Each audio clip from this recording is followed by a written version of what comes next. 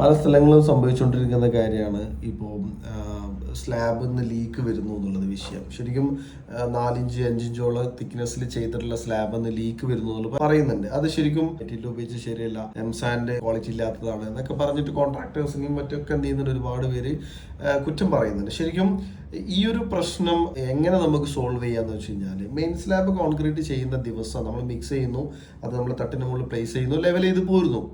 നമ്മൾ പിറ്റേ ദിവസമാണ് എന്ത് ചെയ്യുന്നത്, വെള്ളം ഒഴിച്ചു കൊടുക്കുന്നത്. കോൺക്രീറ്റിന്റെ ഒരു മെത്തേഡ് എന്ന് പറഞ്ഞു കഴിഞ്ഞാൽ, കോൺക്രീറ്റും മിക്സ് ചെയ്ത് കഴിഞ്ഞാൽ സ്വാഭാവികമായിട്ടും അത് സ്ട്രെങ്ത് ആയി വരുന്ന ആ ഒരു ഗ്യാപ്പ്, ആ ഒരു സമയത്തിന്റെ ഇടയിൽ ഒരുപാട് കെമിക്കൽ പ്രോസസ്സ് ആ ഒരു മിക്സിൽ നടക്കുന്നുണ്ട്. അപ്പോൾ ഫുൾ സ്ട്രെങ്ത്തിലേക്ക് വരുന്ന സമയത്ത് സ്വാഭാവികമായിട്ടും കെമിക്കൽ ആക്ഷൻസ് ഒരുപാട് വരും.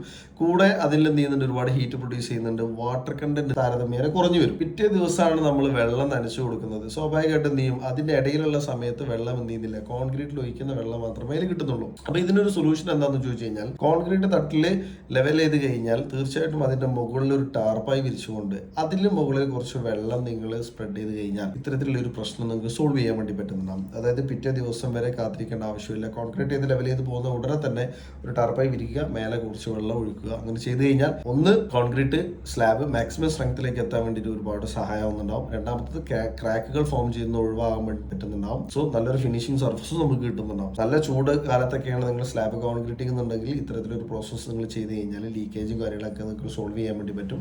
നല്ല ക്ലൈമറ്റ് ഒക്കെ ഉള്ള സമയങ്ങളിലാണെങ്കിൽ നിങ്ങൾക്ക് എന്ത് ചെയ്യുന്നത്, ഇത്തരത്തിൽ സാഹചര്യങ്ങൾ വരാൻ ചാൻസ് കുറവാണ്. പക്ഷേ എങ്കിലും കൂടിയിട്ട് ഈ ഒരു പ്രോസസ്സ് നിങ്ങൾ തുടർച്ചയായിട്ട് ചെയ്താൽ, നിങ്ങളുടെ വീടിന്റെ സ്ലാബ് കോൺക്രീറ്റിങ്ങിൽ ഈ ഒരു പ്രോസസ്സ് നിങ്ങൾ ചെയ്ത് കഴിഞ്ഞാൽ ലീക്കേജുകൾ മാക്സിമം നിങ്ങൾക്ക് ഒഴിവാക്കാൻ വേണ്ടി പറ്റുന്നതാണ്.